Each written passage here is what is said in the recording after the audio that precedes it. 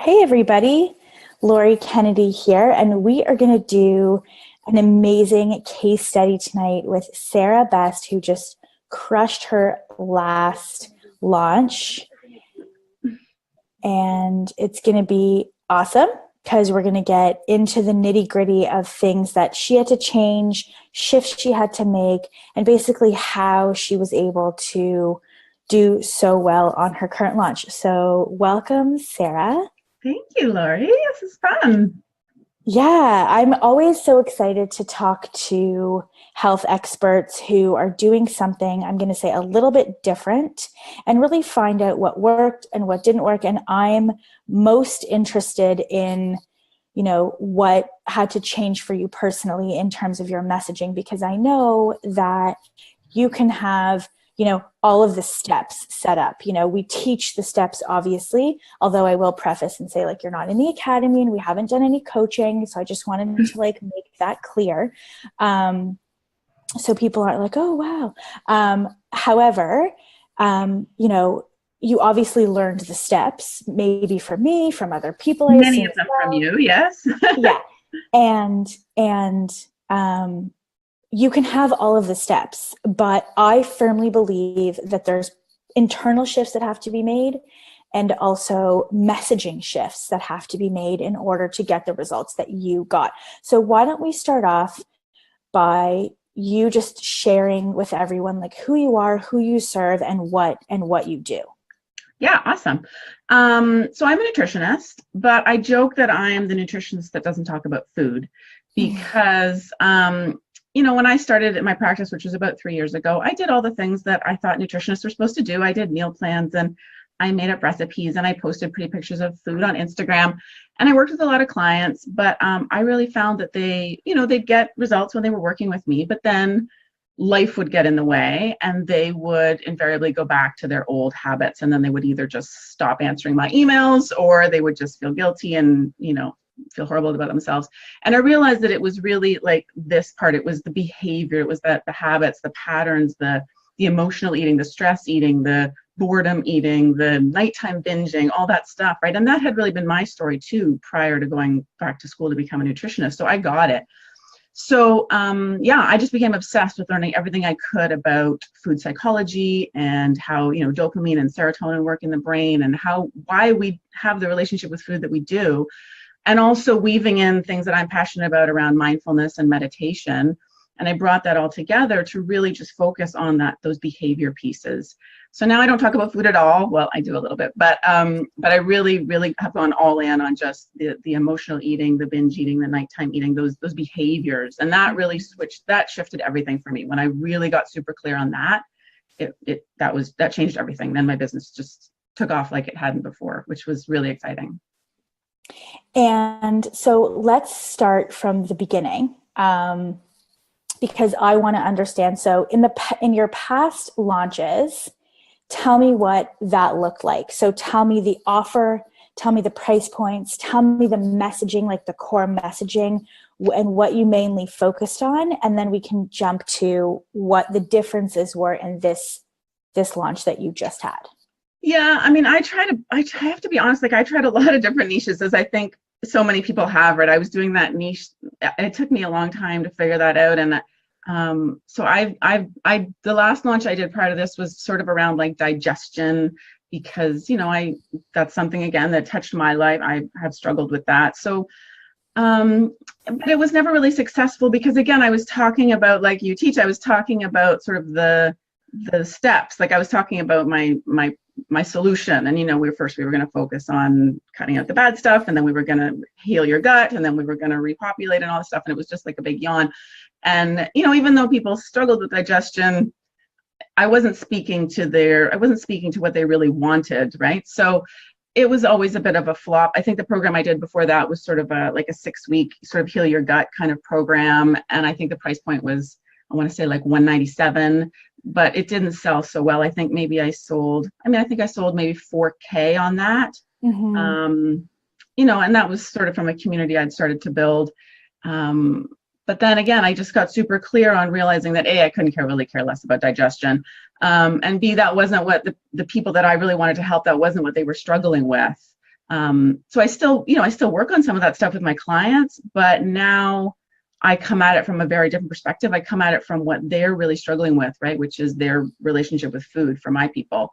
Sometimes that results in poor digestion and all the symptoms of bloating and stuff. And so that's great. And we deal with that like on the back end when we're working together. But now in all my messaging, I'm much more clearly talking about what's really their pain point. Does that answer your question?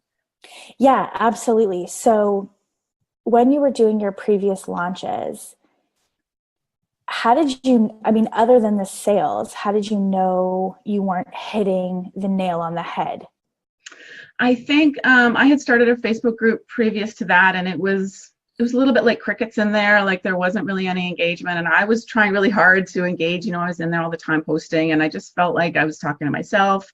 I would send out emails to my list, and my list wasn't really growing, but you know, it would grow a little bit, and I would try to send it, but I would never get any engagement. It was just a real lack of engagement. I really felt like I was talking to myself, and it was really frustrating and demoralizing and depressing. And I just realized that I wasn't helping anybody. I wasn't getting my message across. I wasn't happy because it wasn't what I wanted to do. It wasn't what I was passionate about. It wasn't resonating with anyone. So that's when I sort of did that kind of soul searching and figured out, like, wait a minute, what do I really want to be focusing on here? What do I really care about? And how can I really help people? And what are really people telling me they want? And I realized that if I actually listened, what they were telling me was, well, I do so well all day, and then I'm eating the potato chips on the couch at night, or you know, I'm bored, I eat when I'm bored, or I don't know, I just have this habit around, I just can't stay away from potato chips, or, you know, and I started to notice, like, wait a minute, so it's not about the food at all. It's about, again, like what's going on up here. So maybe I should talk to them about that, because that's, again, what I really care about as well. It was my story of emotional eating, so I totally get it. So I thought, wait a minute, that could be a thing. Why don't I just do that? And it's been a big thing. It's been awesome. Yeah. So I think just really listening to people instead of just deciding what I want to tell them, like, this is what I'm going to tell you today, and it's going to be fantastic. Now I listen, and now I have a new Facebook group, which is over 3,500 people, and it's super engaged. And I really always now go in with the mindset of just listening. So I always have my strategy and, like, you know, what the content I want to be putting out, and if I'm heading into a launch or whatever, but that's always that's kind of plan B. And I always initially start with, like, what do they need? Like, I listen to them, and sometimes it's totally different than what I would think. And then I go with that and I make that work. But the listening, definitely, instead of just putting my agenda forward day after day to crickets. And what strategies, books, you know, personal development stuff did you do when you were in that place of frustration and disappointment? Because we have a lot of people, and I'm sure you've seen the comments, you know, a lot of people get really disheartened, and they use this term, you know, I'm losing my passion. And I'm like, yo, passion has nothing to do with this.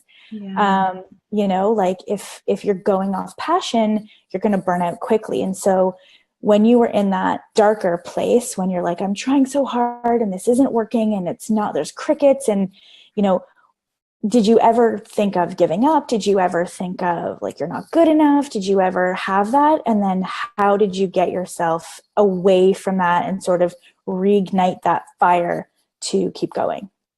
Yeah, I don't know if I ever thought about giving up, but I definitely despaired that this was never going to work, that I was never going to be able to build a business, that, you know, I was still working my corporate job at that time, which I just left in May. I was finally able to leave because the business is growing so well. But I spent 2 years, like, in that cubicle, and I really got depressed. I was just so despairing that I was never going to be able to do that. I was never able to build the business. It was never going to be successful enough that I was going to be able to give up that job. And that was hard and dark.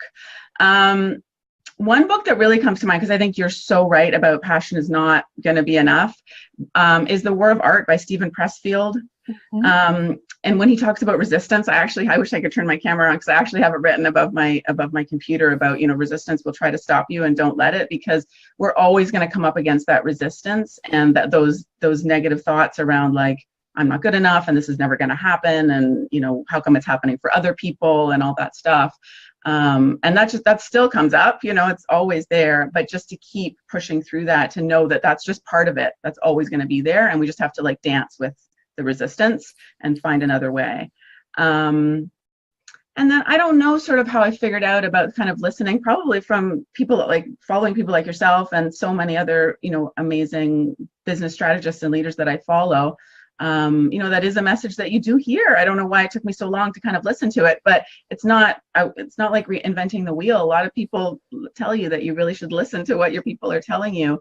I think I was just so focused on like, okay, I have to have the strategy, and you do get caught up in the launch and all the planning, and you're like, but this is the content I'm putting out, and this was what was on my spreadsheet. Today we're talking about bloating, and it's like, well, they don't want to talk about that today though, and so you got to roll with that. And so I try now to be led. I always be led by like what's really going to serve them today. What do they really need? And sometimes it has nothing to do with my launch. Sometimes it's like a really personal story, and they love that even more, right? That just creates more engagement, and that's what's built my Facebook group. And so that has never steered me wrong. Since I figured that out, that has never steered me wrong. Just listening to people and really putting them first, and how can I serve them today, And I think, so two things when you were talking about Stephen Pressfield, and I've read and listened to that book many times, but also Big Magic by Elizabeth Gilbert, where she said, I was actually thinking of that too when you were asking. Fear is the most boring thing about you. Yeah. So true, and not to minimize by any stretch what everyone goes through, but if you actually go through the Facebook groups where people are trying to grow their businesses, whether it's in health or real estate or coaching or design, the fears are all the same. Yeah. I'm not good enough. Will this work? Can this work? I'm working so hard. It's not happening fast enough. Yeah. So-and-so doesn't believe in me. I don't have faith in myself. This thing bombed. It's like we all as a collective like literally go through the same thing. So it is true in the sense of like, it's boring. Mm-hmm. It doesn't mean that it's not valid. It's almost like the rite of passage where we have to work through the fear and the resistance, because it's something that as a collective of people who are trying to create a business from thin air, it's something that we all experience. And if you are, a person who has resiliency, you can then walk through that rite of passage, understanding that it's there. It's always going to be there. New level, new devil. It's always going to be there. But like you said, how do you dance with that? How do you sort of navigate through that to acknowledge and not let it stop you? Yeah. So I thought that was really interesting. And then the part about listening, I see it all the time, and I get into this too. It's like, we forget at the end of the day, like we're actually here to be of service and support to others versus I need to make money now. I need to have the proper emails. The timeline covers need to be perfect. What emails do I send when, how many days apart? And it's funny because I teach this stuff, but honestly, it doesn't matter that much, it really, especially at the beginning when you're just getting the ball rolling, none of those intricacies really matter, because if you're not listening, if you're not engaging and really taking on their psychology and really understanding what it is that they want, you're not going to hit a home run anyway. Yeah. And to remember that, they're people. I mean, they're not just customers or just leads, and I know we get caught up in that. And I love geeking out on that stuff too, but it's like, I always remember, especially in my Facebook group, these are people. I just hosted my first retreat. I just got home yesterday, and it was really, really beautiful. And so I spent the weekend with these 10 beautiful women from my community, and it was so lovely to, because we forget about humans when we work online. And it just reminded me that, oh my gosh, all 3,500 people in that group are people, families, and they have interests, and they worry about things, and they love things, and they laugh about things. And we have to remember that too, right? Because I think, again, when you remember that and you show up that way, when you show up as a human being consistently, and that was the other thing I was just thinking when you were talking, is the consistency, right? Showing up every day, doing the live streams, even when you see the little one person or 0 people watching, but still doing it every Thursday or whenever you do, right? Just the consistency, even when it's depressing, but just showing up, and just because you're doing it they're real people, and they really need you, and you're really helping them. Totally. So let's segue into, okay, so consistency and showing up. So I know a lot of the questions that I get is like, how do you know what to talk about? How do you know what to post? So gearing up to your launch, what was the content based around? Like, how did you decide what it was that you were going to live stream about and post and Yeah. communicate in your groups? Okay, well, I full on learned this from you, so this is going to be nothing new for your people. So, yeah, I start my sort of pre-launch now, and I did this for the last one, and I'm just heading into it again, and again, launching the same program again. I do about 2 weeks of sort of like preconditioning. So I think about all the, like I reverse engineer, think of what my program does and what it really speaks to. And then I try and work in content that will help them bridge between where they are now to what that solution will be, right? Because they might not even realize that my solution is the solution.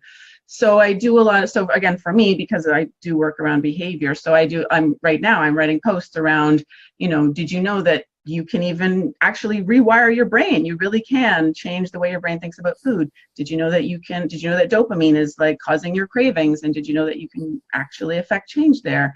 And, so just kind of educating them. I'm not selling them on anything. I'm just educating them about the fact that you actually have some power over this, and that if you have the tools, you can totally transform your relationship with food. And I show case studies, and I talk about other people I've worked with and the success they've had. And again, not selling anything, but I'm doing that now. That's what I did before the last launch, so that by the time I open my cart and I'm like, and look, here's the thing that does all the things.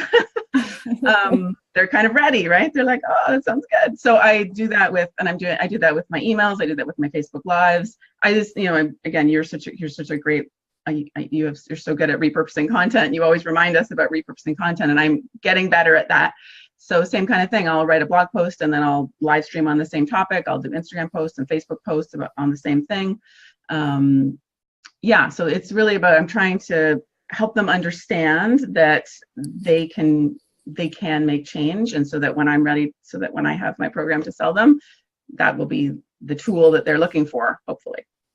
So before we dive into like the nitty gritty of like what your launch actually looks like and price points and bonuses and the whole 9 yards, tell me a little bit about some of the work that you had to do on yourself to become like the larger than life leader. Because I know for me, I've had to do a lot of work personally to really hold that space, to show up and like be the leader and be, have conviction, draw the line in the sand, like really, it's a persona. It's the only way that I can describe it. It's like, I am like Sasha this in Fierce. my real life. Yeah.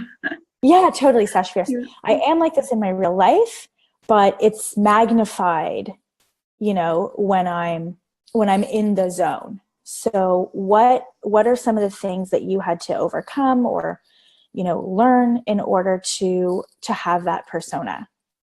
Yeah, I think, and it's still a work in progress. I mean, I say this not at all as if I figured this out, but for me, It's really been about, I guess, just the confidence to stop second guessing whether like I know enough to say, do I know enough to write this blog post? What if somebody says I'm not, like, do I, because even for me, like, I'm not a therapist, I work with people that have eating, if people have real eating disorders, obviously I'm not trained for that, but I'm very open about the fact that I'm not a therapist. But for the longest time I was like, oh, can I talk about emotional eating? Because what if they're talking about like their fact that they're depressed or sad or their marriage sucks and that's why they're eating cookies every night? And I'm not a therapist, and so I shouldn't be talking about that. And so I went through, oh my gosh, like if I could go back and sort of write myself a letter, it would be just to free myself from all of that.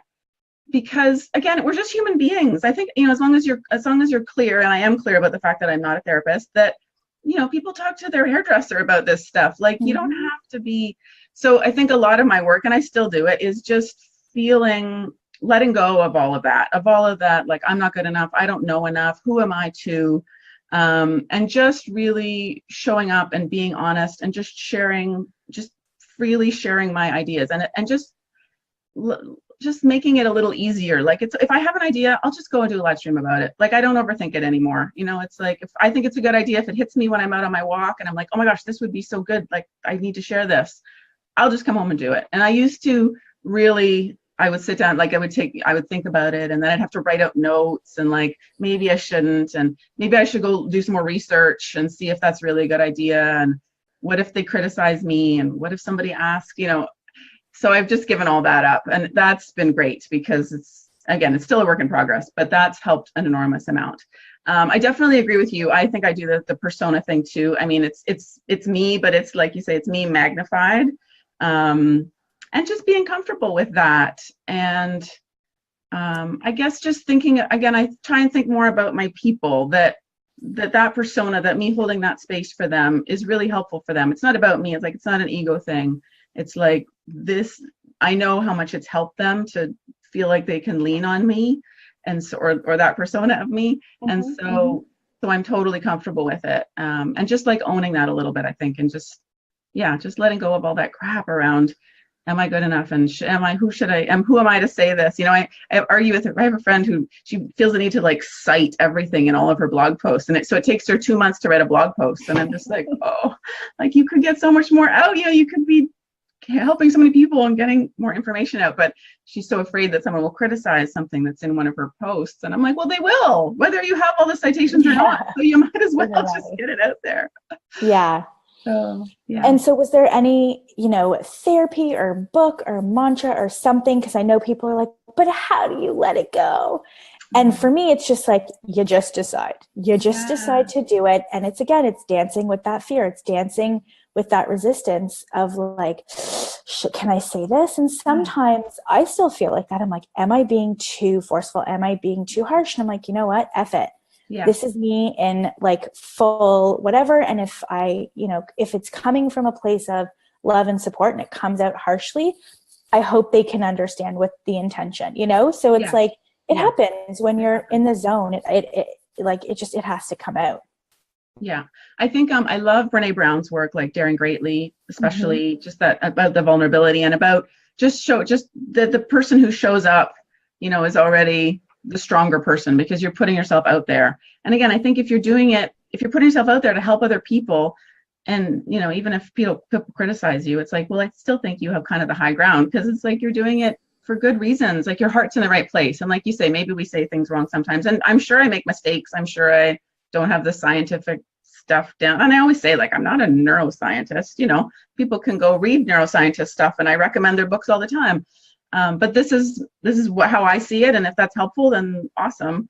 But I think just having the guts to show up and do that is like, I'm good with that. Like I can look myself in the mirror and at the end of the night and I can feel good. And if other people criticize, then that's fine. Yeah, totally. I back that completely. Yeah. So explain to me now this launch. So the launch that you had before, if you want to just share what the offer is, the price point, like the model behind it, and then how you're setting up this next one, like what you've done to grow your list in between and all of that good stuff. Okay. So last time I launched was in April. And my program, it's an 8-week program. It's called Change Your Brain, Change Your Body. So it's an 8-week live program. I do a live class every week. There's a Facebook group, there's handouts and stuff like that, but it's a live thing we all do together. So I sold it and I'm selling it again. I should probably raise the price, but I haven't yet. So it's $397 early bird, $497 regular. And last time I sold about 25 spots. So I made a little over 11K. And I think I spent about $1,000 in Facebook ads. So not much. It was mostly to people who are already on my list, already in my Facebook group, stuff like that. This time, so I'm going to be launching again at the end of September. I'm hoping to double that. My goal is to get 50 people in the program.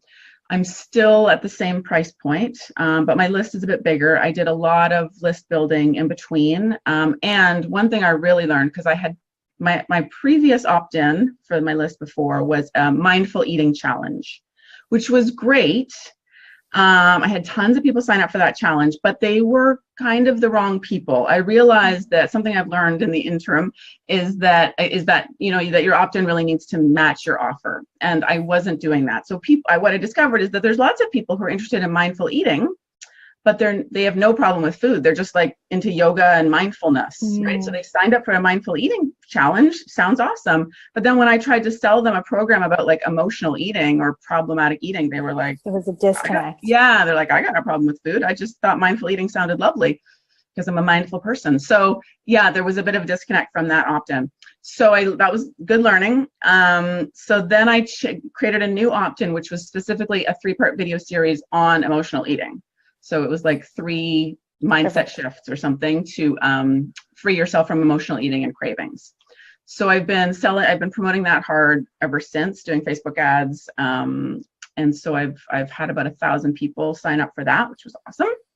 So I'm thinking that those will be a much better, because if they like that opt-in, then my program is perfect for them. So I learned a lot from that. That was a great learning. I'm also going to offer this time, everyone who's done the program before, which I've had about, because I've run it twice before, so I've had about 50 people do the program before. So I'm going to give them a coupon code if they want to give to a friend to get like $100 off, because a lot of people tell me they recommend the program to a friend. So I thought I'm going to give that a try. We'll see what happens with that. And eventually, I haven't made time for it this time, but next time I'm going to try and set up an affiliate model, because I think because I have a lot of nutritionist colleagues who don't do the emotional piece, but they know a lot of their clients could benefit from it. So I think there's some great affiliate opportunities there. Yeah. So that'll be my next step. So yeah, does that answer? That's amazing. And it's 8 weeks. It's 8 weeks. So what do you do with the people after the 8 weeks who are in the Facebook group? Well, that Facebook group stays forever, and they actually all get lifetime access to the program. So a lot of them do it again. It's all the same content, but they like just doing the refresh. And I like it because they stay in the Facebook group and they sort of help the next group. You know, there's a nice, there's like alumni in there, and they kind of help the new people. And also they get excited and kind of recommend it to their friends. So yeah, so they all stay in there. It kind of gets quiet, you know, in between, but then when new people come in, they'll all get engaged again because they'll all get back on the wagon. So yeah. And are you going to be running any webinars, or is it just straight up emails? I haven't really decided yet. I'm debating doing another challenge. I have a good idea for a challenge that I might do a live challenge to leading into the open cart. Or I will do a webinar. I haven't been all that successful with webinars in the past, and I don't know if that's just me. You should do a live challenge if you don't feel comfortable. Yeah, totally. Something live, even take your opt-in and expand on it. Yeah. Just repurpose that. Yeah. If they like that. And I love doing the live challenges. And so I thought that might be good. Get people engaged. And I have an idea that's very, very connected to the program. So I thought that might be a nice lead-in, like a 5-day challenge leading up to my open cart. Yeah. I think anytime you can engage with people live and they can feel you this way, like people are watching us right now, like, where people can engage with you and you can, again, like be that larger than life persona. It's so much easier for them to buy into you because they can see you and interact with you and feel you, and all buying decisions are emotional anyway. Yes. And so this way, when you go to put the offer out there, you've primed them so well that, if they like you, they're going to spend money with you. Yeah. And people can like you better when they can see you and talk to you and interact with you and all of that good stuff. We do have a question. So Thomas is saying live challenges. So do you want to just walk people through what that would look like for you? Yeah. So like I said, I used to do this as I did a mindful eating challenge, and I did it live, and I also did it evergreen. So I've done several, and I've done other live challenges in the past. I love doing a live challenge just because I think it's great energy, and it's just, I don't know, I love doing videos, so it works for me. So it's basically like, for me, you can do it evergreen or not, but when I do a live one, like we all start on the same day. So I'll start promoting it like a week. I usually start promoting like 2 weeks ahead of time. I promote it heavily in my Facebook group. I promote it to my email list. I'll run some ads, getting people excited about the challenge. And we're all going to start together on a certain day. And then it's just like an email drip. So I do 5 days. So they get an email each day. And then I also do a Facebook Live in my Facebook group, which is basically just about that email. And each day they get one little sort of tip or exercise or strategy they can try that day. So they're really simple little things, like really simple little wins, not like overwhelming people, but just like a really simple tip. that will be really useful for them. And we all do it together, and then they're all in the Facebook group. And so they're all talking about, I encourage them to share both in the email and on my videos. I encourage them to like share how it's going with them and where are they getting stuck and what are they loving and everything. And people love it. They get really engaged. They sometimes, I'll find a way to ask them to like post a photo of something that you're doing or do a video. And sometimes they'll do that. And it's great. People get really engaged and they get those feelings of like a little win, and they're like, oh, this is great. Like this feels good. And maybe this worked for me. So, yeah. Absolutely. And the one sort of caveat or tip that I will give those of you watching is if you are going to run a challenge, whether it's live or evergreen, just make sure that you have space cleared in your calendar to engage.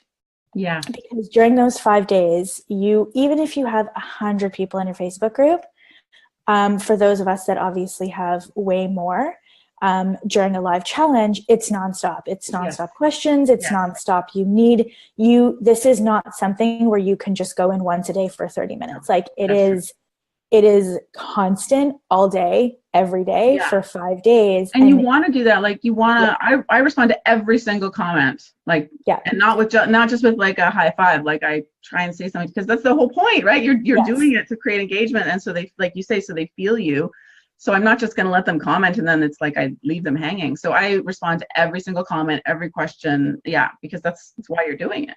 Yeah. And then just as like a follow-up tip to that, what you can do, and this is something that, is a little bit of a ninja thing and you might not want to do it, but you can cross-check like your sales list against that Facebook group. And you can actually like reach out to people who didn't enroll and say, hey, like enrollment's closing, we had this conversation, like, this would be the right program for you. Like, is there, do you have questions? How can I best support you? Right? Like, so you can follow up with those people who didn't enroll before enrollment closes, but sign up for the challenge. Right? So you can like, when you're hustling to make those 50 sales or whatever the goal is, like, that's what hustle really means. Like, when I say inspired hustle, like that's what I mean. It's like taking your sales list and then going into the group and sitting in front of your computer with Netflix on and private messaging those people and hustling to do that. Totally. I do it, right? To like make those sales. Because that's when I say like hustle, I don't mean work 18 hours a day, although, that happens. But that's the idea behind it. So we're getting some comments like, thank you. These are really good tips. You're welcome. Good. So you're going to potentially do a live 5-day launch and then you're going to open the cart like on day 5. Is that your plan? On day 5. On day 5. Okay. Yeah. And then you will start like the barrage of emails. Yes. The barrage of emails. The barrage of emails. Yeah. And how many emails do you send on a deadline day? Oh, well, Lori would tell me to send 3, but I usually send 2. Okay. But I have you in my head saying send 3. You can work up to 3. I definitely send 2. You know what I've noticed? I would send, and this is for everybody, I would send, are you doing an early bird? Yeah.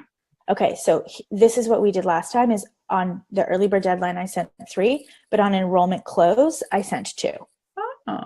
Okay. Because enrollment close, they've already gotten like all the emails. Yeah. Like at this point, it's like shit or get off the pot kind of thing.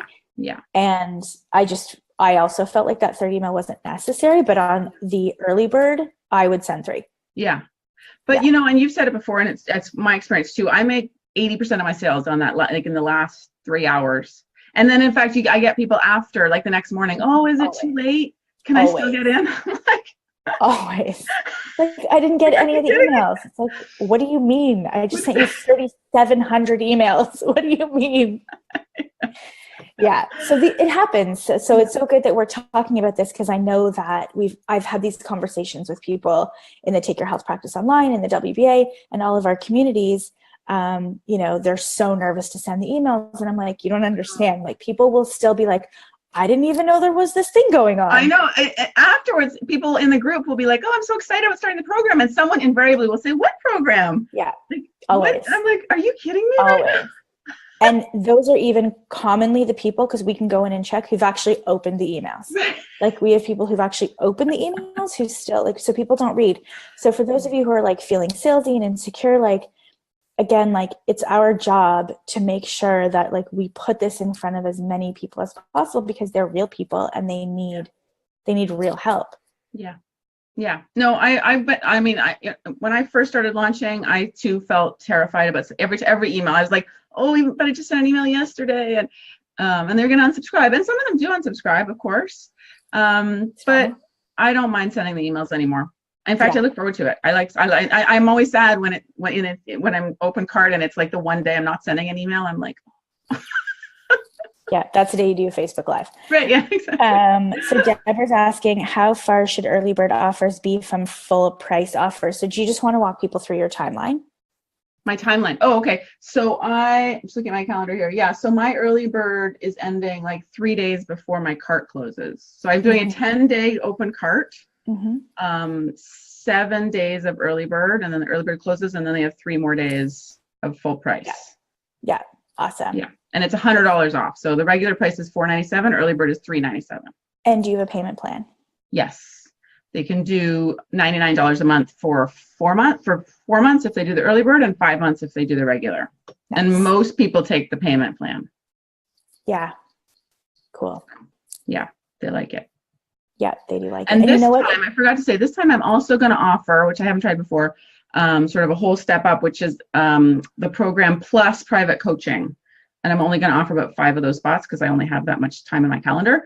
But I'm going to see if that's, again, just trying stuff, see if it works. I think that's amazing, because so I have people who say, should I offer a VIP? And I said, not on a first time launch. Oh, right. Because it's really like, you just want to hone your message. Right. But, this is the second time that you've launched it. You kind of have an idea of how it's going to convert based on your previous numbers, because you're selling 2 things at one time. Yeah, right? Yeah, it is. So but I know because in the last launch, some people said, when I asked people afterwards, because I did try to ask why they didn't buy, the people who didn't.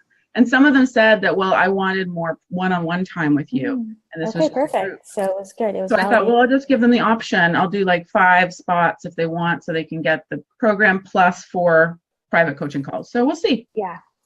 So Cheryl's asking, is the payment plan longer than the program? Yes, it is. And I've never had a problem with people not paying. So yeah, the program's 8 weeks, and the payment plans is either 4 months or 5 months. But it's been fine.